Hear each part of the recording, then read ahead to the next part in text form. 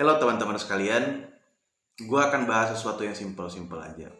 Kalau kemarin kita bahas One Piece, kali ini gue bahas sesuatu hal yang meresahkan hati gue dalam beberapa tahun belakangan ini. Sebelum kita bahas sesuatu yang rumit-rumit, seperti abad kekosongan yang sedang gue edit gitu ya, karena gue baru pulang dari kampung juga sebenarnya. Kalau kalian yang temenan sama gue di IG pasti kalian tahu kalau gue itu memang lagi di kampung dalam beberapa hari yang lalu. Oke, gue mau bahas sesuatu hal mengenai Dunning-Kruger Effect. Entah kenapa, gue merasa Indonesia saat ini, terutama ya kebanyakan orang saat ini suka banget ngatain orang lain itu SDM yang rendah. Gue berkali-kali baca komen Instagram, mereka mengatakan orang lain dengan SDM rendah. Kemudian gue baca juga komen di TikTok, ada juga orang yang ngatain kalau orang tersebut SDM yang rendah. Kemudian gue baca juga di YouTube, di Twitter, banyak banget orang yang ngatain orang lain dengan statement SDM rendah. Entah kenapa setiap kali gue membaca komentar-komentar orang-orang tentang orang yang ngatain orang lain atau menghujat orang lain atau merendahkan orang lain di kolom komentar dengan sebuah statement SDM rendah, gue merasa sedih gitu, gue merasa miris. Kok ada ya orang yang merasa overqualified? Kok ada ya orang yang berani ngatain orang lain SDM rendah, berani ngatain orang lain bodoh dan lain sebagainya. Belakangan ini gue coba cari tahu apa sebenarnya yang terjadi. Kenapa banyak orang yang merasa overqualified belakangan ini? Ternyata Indonesia sedang dilanda yang namanya Dunning-Kruger Effect. Dunning-Kruger Effect yang sangat-sangat berbahaya bagi kalangan anak-anak muda atau milenial, bahkan juga Z atau Alpha dan lain sebagainya. Kita itu terkena suatu fenomena yang disebut dengan Dunning-Kruger Effect. Pada saat kita membaca satu buku, kita merasa bahwa wah, kita mengetahui segalanya. Buku adalah jendela dunia, pendidikan adalah segalanya dan lain sebagainya. Pada saat lu punya banyak buku, lu baca banyak buku, lu merasa bahwa lu tahu segalanya gitu loh. Wow. Gimana ya? Bahkan tidak sedikit juga gue lihat para kreator-kreator edukatif, kreator-kreator yang mengambil genre storytelling itu ngata-ngatain orang, terus bilangin orang miskin, bilangin orang bodoh, dan mereka mengukur sebuah kebahagiaan seseorang itu hanya dari materi. Dan pada saat orang lain itu tidak setuju dengan pendapatnya, maka ada komentar lain mengatakan McLaren lu warna apa bos dan lain sebagainya gitu. Apakah semua kebahagiaan itu hanya diukur oleh materi? Jawaban gua, tidak semua kebahagiaan diukur oleh materi. Apakah setiap orang butuh materi? Ya pasti, karena setiap orang memang harus memiliki uang untuk menjalani kehidupan sehari-hari, untuk makan, untuk beraktivitas, untuk melakukan banyak hal, untuk memenuhi keperluan kita, kebutuhan kita, dan lain sebagainya. Memang kita butuh duit. Karena memang sistem yang penuh dengan kegilaan ini mengharuskan kita memiliki duit. Karena memang pada saat kita sekolah, kita diprogram bukan untuk menjadi orang yang sukses dengan sudut pandang yang berbeda, tapi kebanyakan kita dalam sekolah itu diprogram sebagai sesuatu yang menjadi mesin pekerja dalam waktu beberapa tahun ke depan. Jadi memang ukuran kesuksesan dalam bangsa ini itu pada saat kita sudah dewasa atau kita sudah tamat sekolah, diukur pada saat kita kerja di mana. Nah, kerap kali seperti itu.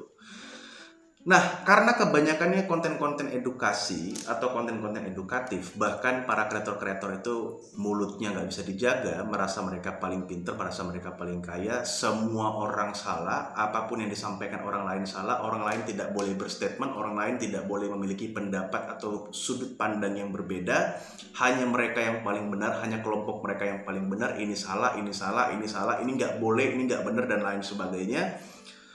Maka pada akhirnya memunculkan sebuah pengikut yang fanatis.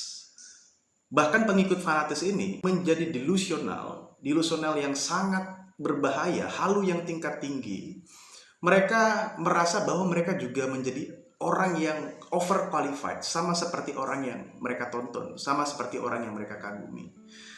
Dan mereka merasa bahwa mereka membaca satu buku itu adalah sesuatu hal yang paling benar. Maksudnya gini, mereka membaca satu buku, tapi mereka merasa bahwa satu buku itu adalah sebuah kebenaran. Buku yang lain salah, pendapat orang lain salah, pendapat yang disampaikan oleh kreator favorit gue adalah pendapat yang paling benar.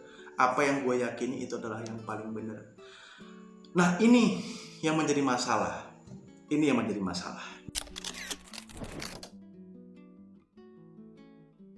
Karena ada sebuah pernyataan atau jargon Indonesia maju pada tahun 2045 dan kemudian banyak orang yang mulai sepakat dengan revolusi mental dan banyak juga orang yang mulai ayo kita meningkatkan kualitas sumber daya kita dan kita membawa Indonesia menjadi lebih maju. Sebenarnya itu baik banget. Itu adalah tujuan yang mulia. Untuk meningkatkan kualitas SDM maka kita harus bersaing satu dengan yang lain, kita saling berfilsafat. Namun pada akhirnya banyak orang yang merasa bahwa mereka itu mengetahui segalanya, mereka merendahkan orang lain, merasa mereka paling pintar, merasa mereka paling kaya gitu ya. Gue sedikit terusik dengan pernyataan itu. Dan gue berharap semua orang yang ada di sini, teman-teman gue yang ada di sini, yang tergabung dalam channel ini, rendah hatilah Anda. Bedakan antara rendah diri dengan rendah hati. Siapapun Anda di sini, kalau Anda memang mengetahui banyak hal, Anda merasa memang Anda paling pintar atau Anda orang yang kaya, belajarlah untuk rendah hati. Belajarlah untuk menghargai pandangan orang lain. Belajarlah untuk mendengar. Coba gini ya, pada saat kita merasa bahwa kita paling benar, apakah nggak ada rasa malu dalam diri kita? Kalau kita semakin banyak membaca, semakin banyak kita mengetahui segala hal, bukankah seharusnya kita berpikir bahwa kita semakin kosong? Kadang gue berpikir ya, kok ada orang lain itu yang berani banget ngatain orang lain itu goblok, bego, bodoh, kemudian ngata-ngatain orang melalui komentar dengan pernyataan SDM rendah. Kalau ada orang yang kaya itu dipuja-puji dan lain sebagainya. Gua paham, semua orang pasti pengen hidupnya berkecukupan, pengen hidupnya kaya, pengen mapan dan lain sebagainya. Kalau ada orang yang bilang dia tidak pengen duit, dia tidak pengen menjadi orang yang kaya atau mapan, itu munafik menurut gua, itu bohong. Tapi gua pribadi ya, gua merasa bahwa gua tidak ingin menjadi orang yang kaya tapi gue membodoh-bodohi orang lain. Gue tidak ingin memanfaatkan popularitas gue atau gue memanfaatkan channel YouTube gue untuk mengambil keuntungan dengan membuka kelas-kelas materi dan di situ gue flexing dan gue bodoh-bodohin orang, ngata-ngatain orang dan terlihat keren di depan orang lain. Gue rasa gue masih berpikir satu hal untuk hidup yang lain setelah gue hidup di dunia ini. Gue masih percaya dengan hal-hal yang spiritual. Gue masih percaya dengan hal-hal kehidupan setelah dunia ini selesai. Gue masih sangat percaya itu. Selama masih ada orang yang mati dan tidak ada orang yang abadi, dan kita saat ini sedang menunggu waktu sesuatu hal yang akan terjadi dalam kehidupan kita. Kita tidak tahu apa yang akan terjadi dalam 1 menit, 1 jam, 1 hari. Gue masih percaya dengan yang namanya kehidupan setelah kematian. Dan gue merasa bahwa selain daripada gue hidup di dunia ini, yang harus gue pikirkan adalah kehidupan setelah gue mati. Maka itu gue berharap untuk teman-teman yang tergabung dalam channel ini, saya rasa mungkin kalian lebih pintar dari saya. Saya rasa mungkin kalian lebih hebat, lebih sukses dari saya. Karena saya juga orang yang banyak sekali mengalami kegagalan. Tapi saya berharap dengan diskusi kita yang singkat ini, belajarlah untuk menjadi rendah hati. Dan kalaupun Anda mengetahui segalanya, Anda membaca banyak buku, cobalah belajar untuk menjadi orang yang rendah hati.